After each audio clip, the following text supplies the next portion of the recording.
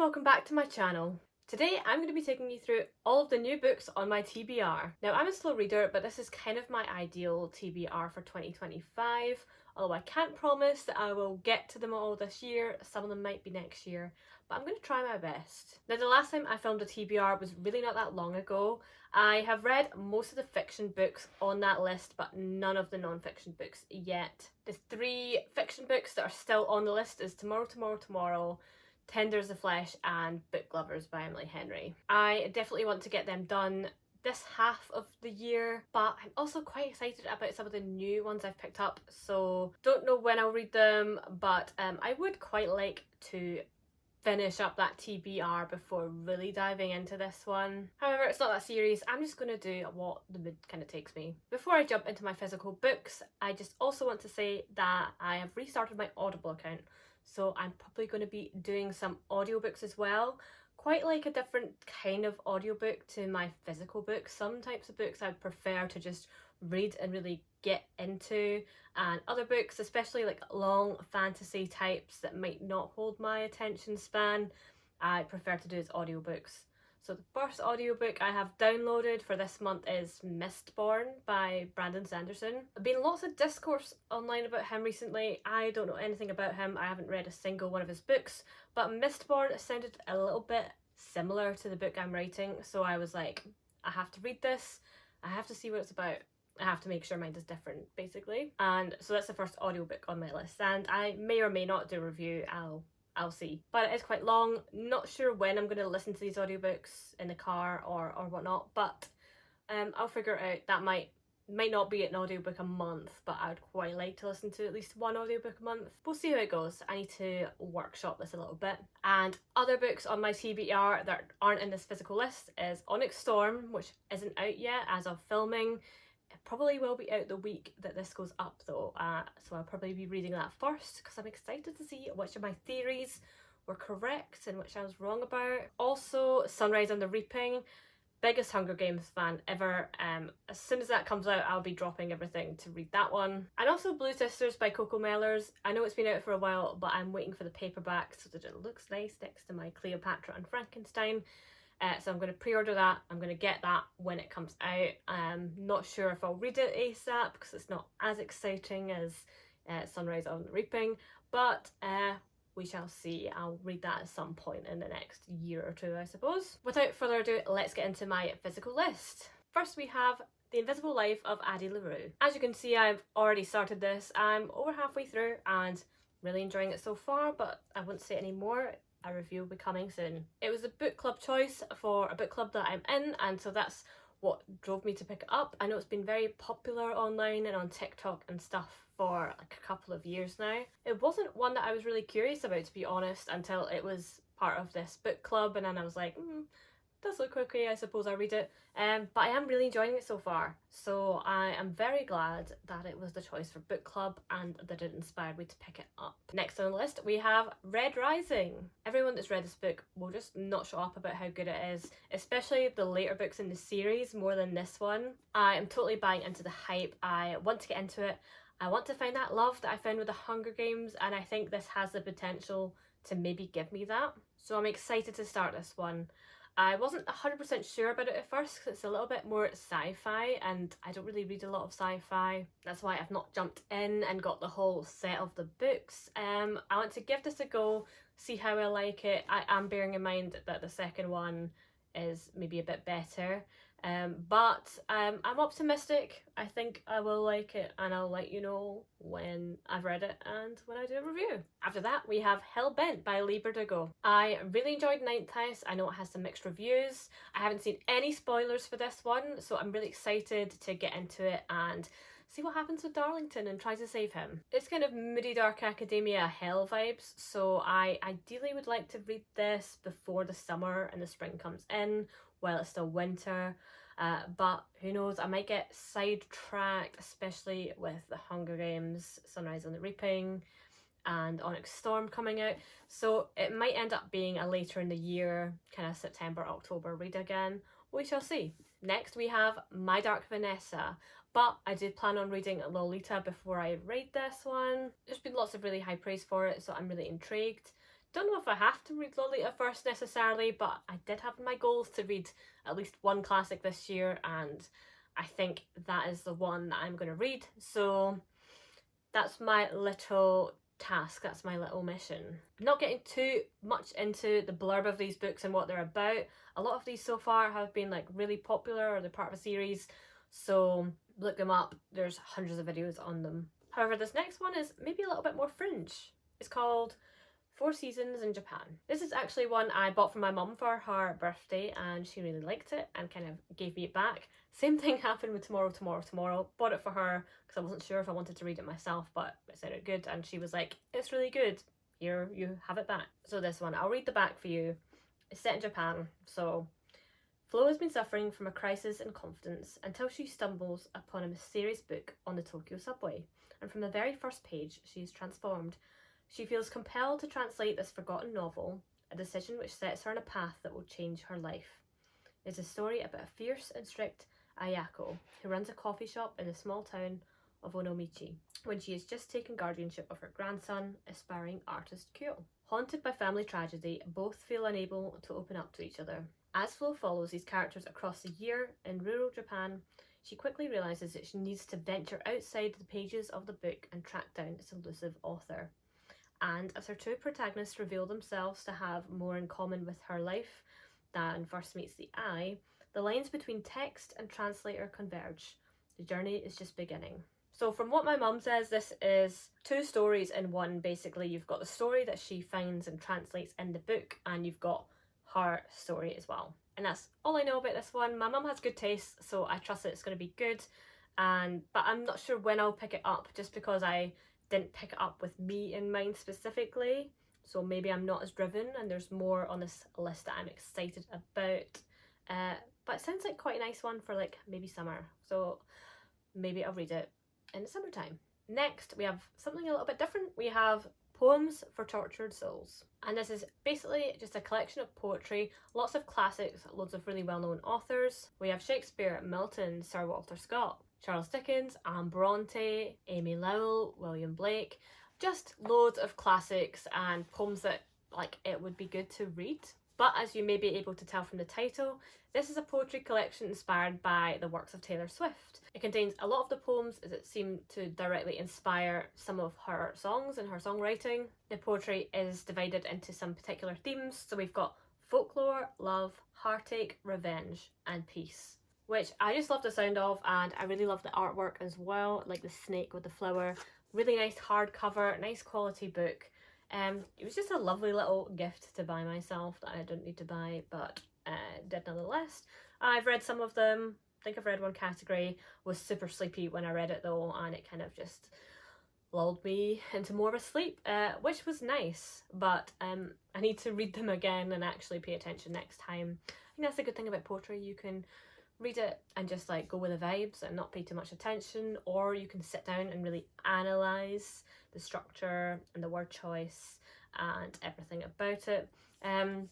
So we'll probably read this several times in a lot of different ways. Then maybe I can spot some of these references next time I have a Taylor Swift listening binge. Next we have Welcome to the Haenam-dong Bookshop. Probably said that very wrong, sorry. I always think Korean names like look quite easy to say, and then I like watch Squid Games or watch something Korean and listen to them say the names, and I'm like, oh no, I'm actually getting the pronunciation very wrong. Please know I'm trying my best. I'm just a silly white girl, and I've got a sore throat at the moment, so not that that's an excuse, but I'm trying. Give me some tips in the comments on how to better pronounce Korean names. These kind of books are very trendy at the moment. There's a lot of Japanese and Korean books that are very cozy. They're all about like bookshops and like tea shops and things like that, including like Dollar Gut Dream Factory or whatever it was called. Got a review on that coming up. That was a bit more different. It was about like people that make and sell dreams. Nonetheless, it's part of this translated category of cozy novels that kind of are just comforting and about embracing life where you are and not being too hard on yourself, and it teaches you little lessons but in like quite a calming, nice way, in a nice setting. The back says Yeonji did everything she was supposed to do, go to university, marry a decent man, get a respectable job. Then it all fell apart. Burned out, Yeonji, sorry again about the pronunciation, very sorry, abandons her old life, quits her high-flying career and follows her dream. She opens a bookshop. In the quiet neighbourhood in Seoul, surrounded by books, Yeonji and her customers take refuge. From the lonely barrister to the unhappily married coffee roaster and the writer who sees something special in Yeonji, they all have disappointments in their past. The Hyunam-dong bookshop becomes the place where they all learn how to truly live. So I think this sounds super lovely, and I really like the pretty cover with all of the cherry blossoms and a little bookshop. This sounds like a lovely little comforting springtime read. So I think I'll read it about then, or when I'm just in the mood for something a little bit light and a little bit comforting. Next up we have My Year of Rest and Relaxation. A little bit of a different cover. Got this as a gift for Christmas, and it's one of those like vintage covers. Really love it, really different. When I'd slept enough, I'd be okay. I'd be renewed, reborn. This is basically about a woman who like takes sleeping pills and other things for a year. Kind of relatable. I am kind of exhausted at the moment and working hard. So might read this one soon. Maybe it will I don't know, do something for me. I won't get too much into it. It's been another very popular book in the recent years, so I'm looking forward to starting it and forming my own opinion on it. Next, This Is How You Lose the Time War. Heard loads of wonderful things about this, and it's really small, so quite good towards my reading goal, but I've heard from a lot of people they kind of read it twice and they took their time with it, even though it's small. You don't want to like really rattle through it too quickly. But I'm excited about this one. It's also sci-fi-ish, I believe, so something a little bit different from me, but it's nice and small, so even if I struggle, I should be fine. Next we have The Secret History by Donna Tartt. Need I say more? It's been a massive book. I keep seeing reviews of it. I keep seeing Brittany Broski talk about it. So she loved it. Hannah Witten also loved it. She did the audiobook. And so both of them kind of had me convinced to read it. Don't know when I'll read it. Maybe this winter, maybe next, like September, October, because it is another dark academia. Not one that's summer vibes.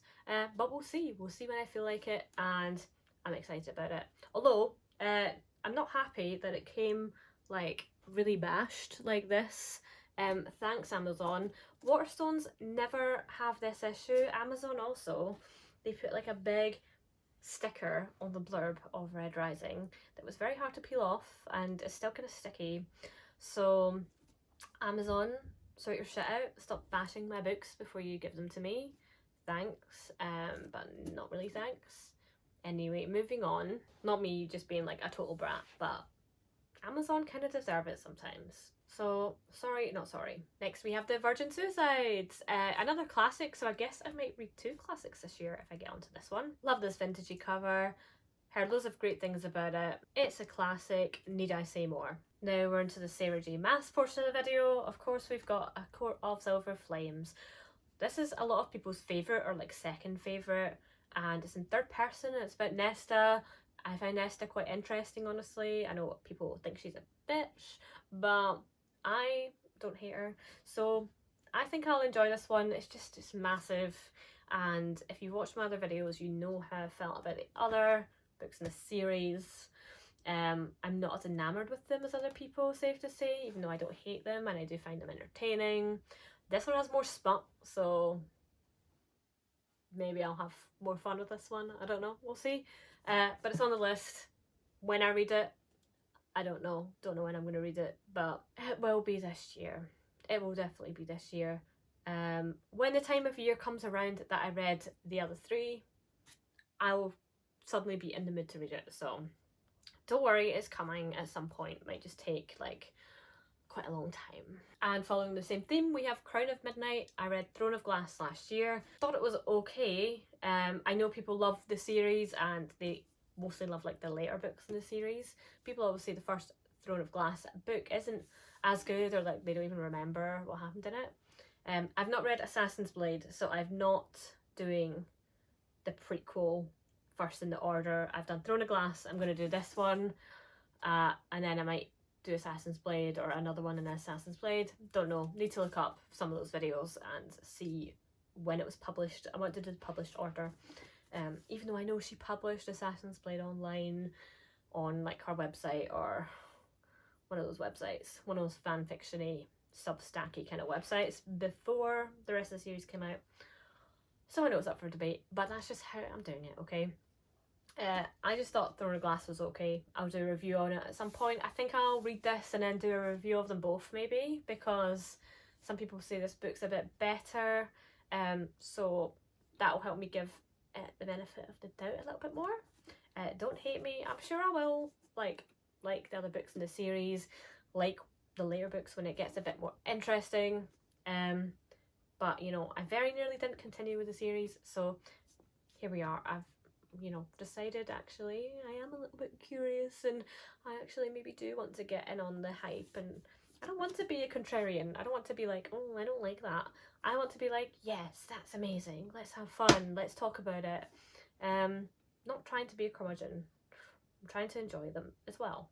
So maybe I'll enjoy this one. Next we have Dragonfall by L.R. Lamb. I've seen this in the bookshop and I just couldn't stop thinking about it because the cover is beautiful. I just love that graphic. Do you not think that's like stunning? And it's got a little bit of a different take on dragons than say like Fourth Wing. I was kind of enjoying Fourth Wing at the time. I picked this up, specifically the dragons in Fourth Wing, and I was like, you know what? Fourth Wing's okay, but I kind of want more dragons, and I want to see someone like does dragons better and see a bit of a different take on dragons. I haven't seen anyone talk about this on YouTube or TikTok or Instagram. So it doesn't seem to be like a viral hit per se, but it was on like the main like middle table in the fantasy section of Waterstones, so it probably is a bestseller. Let me know if you've read it. Let me know if it's good. Let me read the back for those of you who haven't heard of it like I hadn't. Their bond will save the world or shatter it. Long ago, humans betrayed dragons, stealing their magic and banishing them to a dying world. Now their descendants worship dragons as gods, but the gods remember and they do not forgive. So when thief Arcady casts a spell to steal a powerful artifact and accidentally traps Everin, the last male dragon in the human world, the consequences are deadly. Everin soon realises the key to his destiny and to regaining his true power lies in Arcady. All he needs to do is convince them to bond with him completely and then kill them. They seem to use like they them pronouns for Everin the dragon, even though it says the last male dragon, which is surely like suggests that it's a male dragon and would be he him. But they seem to use they them, so maybe it's like a non-binary male dragon. I believe it's from dual perspective between like this human thief and this like dragon who takes the form of a man, I believe. Not quite sure. And I think it sounds like there's like a romance, like maybe an enemies to lovers romance between the two. So maybe it's fantasy romance. Not sure if it's pure fantasy or fantasy romance. Went into it thinking it was like maybe pure fantasy. Don't know why I think it's fantasy romance. That's just the inkling that I have. Let me know in the comments. Don't spoil it though, or I'll be mad. But I think it's kind of like a gay and like non-binary or dragon man romance thing. Don't know. Sounds like a wild ride. I'm here for it. I'll let you know what I think of it once I've read it. Maybe read it now that you know I'm reading it, and look out for my review, and then we can discuss it together. Because it could be interesting. And if I'll just picture the dragons looking like this beautiful artwork, and I'm sure I'll have a good time. And finally, for the fiction section that is, we have Will of the Many, a lovely big hardback. I've seen a lot of people talk about this book, and I really want to get into some more like proper fantasy, not just fantasy romance, and this is a proper fantasy. But you know, proper fantasy can be quite lengthy, quite heavy, and it's not something I've read a lot of. So normally I would do an audiobook for something like this, but this did sound really good. It does sound really intriguing. A lot of people said they like devoured it and, you know, found it easy to read. So I'm excited, and this will be my first foray into like a big proper quote-unquote fantasy. Then I have a small collection of non-fiction to add to my list as well.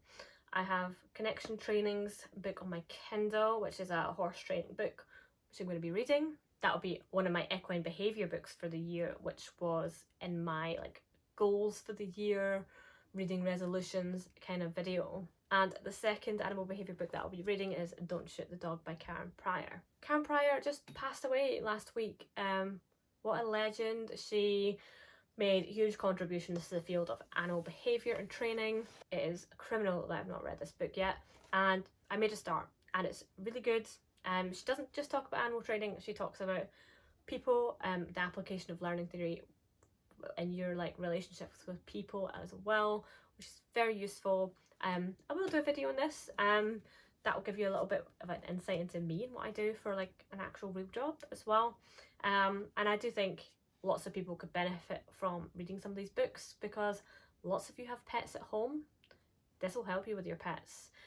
Pick up, don't wait for me to do a review. Read it, it can be life-changing. We have Why I Write by George Orwell next. Very small book, very easy to read. Big fan of George Orwell. I'm writing a dystopian that is quite political, which obviously he knows a lot about, so thought this would be essential reading for me, and it's small and easy, so I will definitely be reading this at some point. Also, to help me with my writing, I have Save the Cat Writes a Novel. Save the Cat initially was a screenwriting novel. It was very popular, very famous book on screenwriting, and this is basically the same thing but for novels. I've read quite a few books about writing. I think sometimes reading them is a little bit of procrastination, stops me from actually writing. So I may read this year, or I may read it next year, because my goal is to finish my first draft this year.